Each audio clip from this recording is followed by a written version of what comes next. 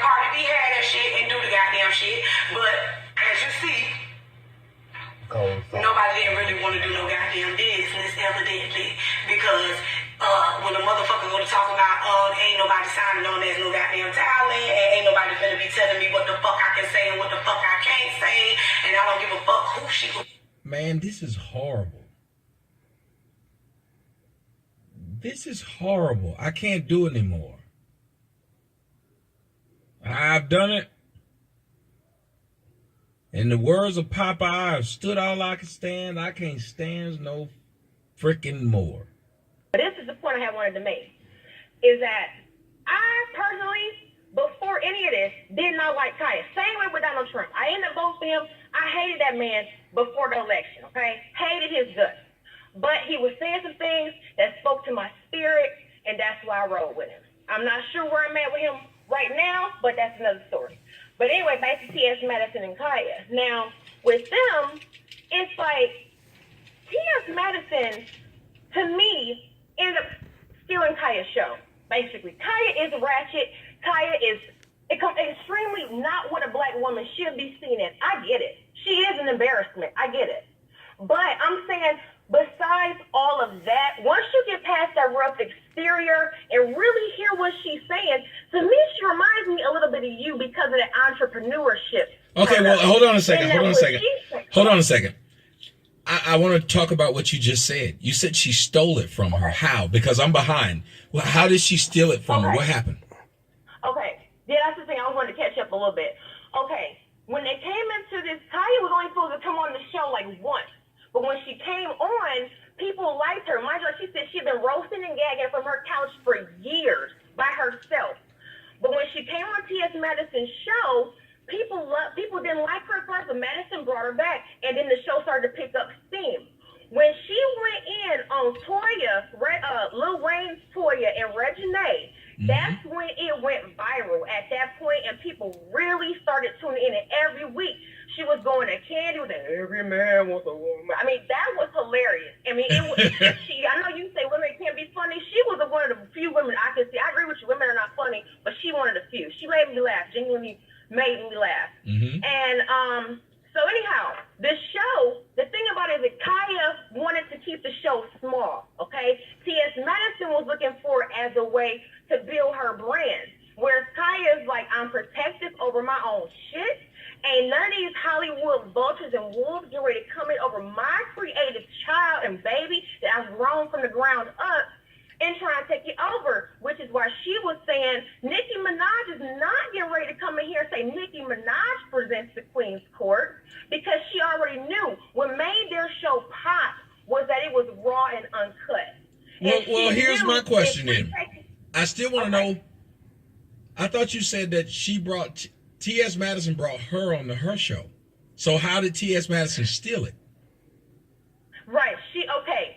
This is where the whole copyright thing comes in, where T.S. Madison wanted to get the Queen's Court copyright. Now, after that whole Monique fallout happened, there's a YouTuber, I don't know if I should say his name, but he went on there and made this real ratchet-ass video like, yeah, I ought to copyright that shit and sell it back to him. Yeah, that's what I'm going to do.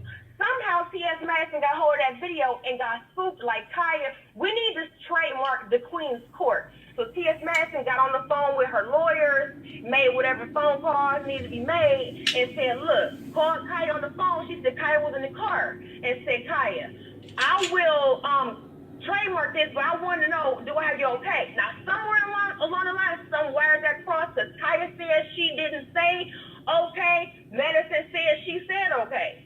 And here's my thing. Hold on a second. Hold on. But wait a minute, let me finish this one part. I need to finish, because this is the end of it. Is that Madison got it copyrighted with Khia's permission, but only got it copyrighted in her own, T.S. Madison's own company, which is Raw Dog Entertainment, I think. It never said Thug and Mrs. Entertainment on the copyright. So Khia is saying, where's my name? Queen's Court is my show. How you gonna take my name on my show? Copyright, and we supposed to go half on it, and my name ain't even on it from the jump. So I guess Madison may have maybe just been trying to protect herself, going, But here's my thing. Just don't come up with their money. But this is what I was about to say. Here's the problem. If Khia's supposed to be a business person and protective of her own shit, why the fuck wouldn't she have that copy written if she's been doing it for 8 years? I agree. I can't get mad at T.S. Madison. This show took off faster than anybody actually expected. I think that Khia was saying basically, she wasn't sure whether she wanted to maybe move on with T.S. Madison at all. Because like she said, Madison was bringing in all the props, moved the show, brought in the robes. That's what I'm saying. Was comfortable upstairs in the living room. And I think they have two different career aspirations at this point. Yeah, one wants to make real money, and the other one's okay being just a hood chick. Let me explain something to you. Yeah, but she can't get mad at that other girl. Let me tell you. Hold on a second. I had to buy my own name a little while ago, and people remember my own website, sotomayor.com. I had to buy it for $8,000. Wow. My own name. You know why? Right. Because somebody else was smart enough to say, I'll just buy shit. They had more faith in me, apparently, than I had in me. Right. And I agree with you, Tommy, but I'm saying, and I think T.S. Madison was right. That's why I'm not totally against Madison, but it ends up being like, Madison, why don't you just put her name on it, too? Get some legal papers drawn up saying, hey, you maybe not have paid me your end of the deal yet, but, you know, I'm still not going to try and, like, be sly and only have my name on the shit. That's the part that kind of rubbed me the wrong way. You see what I'm saying? That is just, I wouldn't feel that way. And that's why I said, I can agree with you, but if she's paying for it. You want a guest on your show kind of stole, you know, breaking news, nigga. They stole that. And was like, I'm trademarking this. Pay me later, but right now only my name on the trademark till you come up with your money. Well, yeah, that's business, but if y'all supposed to be friends, you know they weren't actually friends though. I don't think they were really friends in the first place. That's what I'm saying. I think they were. They weren't friends, number one, and number two. If I'm paying for it out of my pocket, I'm sorry, I wouldn't put it in your name. I understand. People are grimy. I get it. So that's why I said this is one of them cautionary tales about going into business with a friend. This is the perfect example where these two came together. It was magic. I'm telling you, they had a great show, and it was underground. I said, like yours. We're the platform. I love that y'all have these. Y'all have basically like, you know, I'm going to say, fuck mainstream media. I'm doing me right now. And like basically Khia said, I don't need to make my show any better. It's already great. She was already making money. You know what I'm saying? I would hate to see you, who I've been watching for years, take your show to TV and be censored as hell. I'd be like, he watered down as hell. Wouldn't nobody want to watch you? It'd be almost like, what was that movie? Hustle and Flow, when he was like with Skinny Black. Yeah, your first album was cool, but you know now your shit kind of watered down. That's how you will be if you run TV.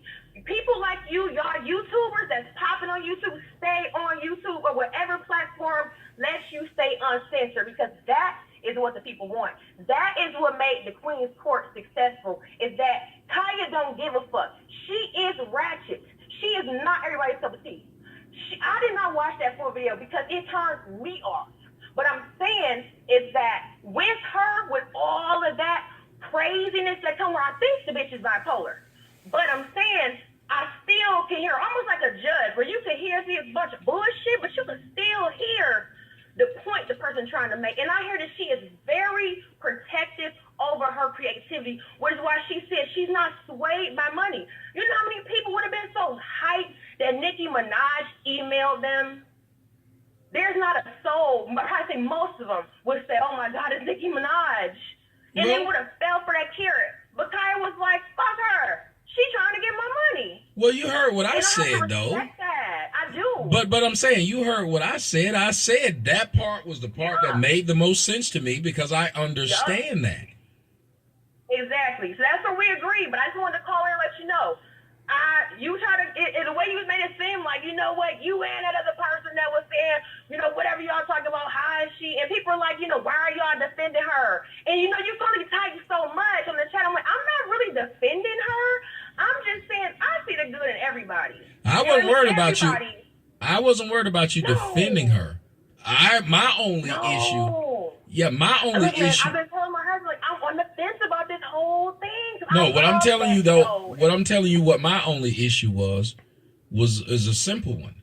My issue was I'm listening to this woman. The woman sounds crazy. A lot of people speak too much. Like they keep speaking. And she doesn't do a good job of pausing. I've noticed that with a lot of black women, no offense.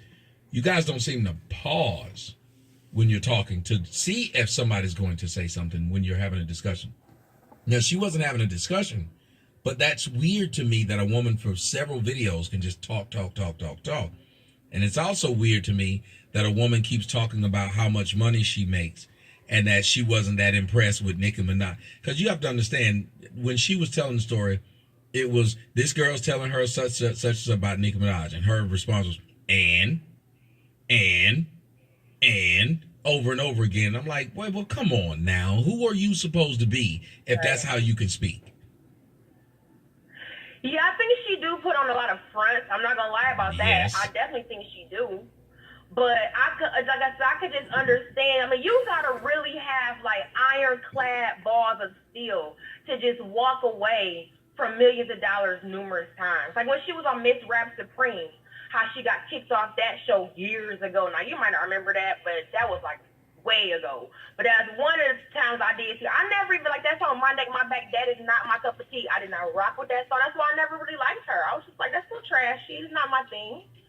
You know, but, you know, as far as her, you know, her comedy and the stuff she was saying, especially about women and about women letting all these men hang around their kids and about, you know, it was just funny to me, the stuff she was saying about Toya. Like, yeah, I mean, Brandy, they none of our damn business, but hell, what are we talking about, Toya? Why are you carrying all these niggas' last names and you pregnant by another man? And it's just like, I'm trying to know somebody that's like that. That's what Khia was saying. It was hilarious to me.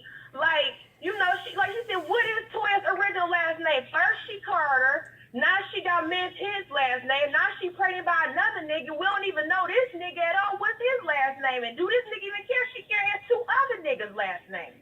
Well, so, she keeps all of their last names? Like, huh? She keeps all of their last names? I still didn't hear you. I said, does she keep all of their last names? I don't know. She might, yeah, because she used them, I guess, to make money. She's still making money off of Carter.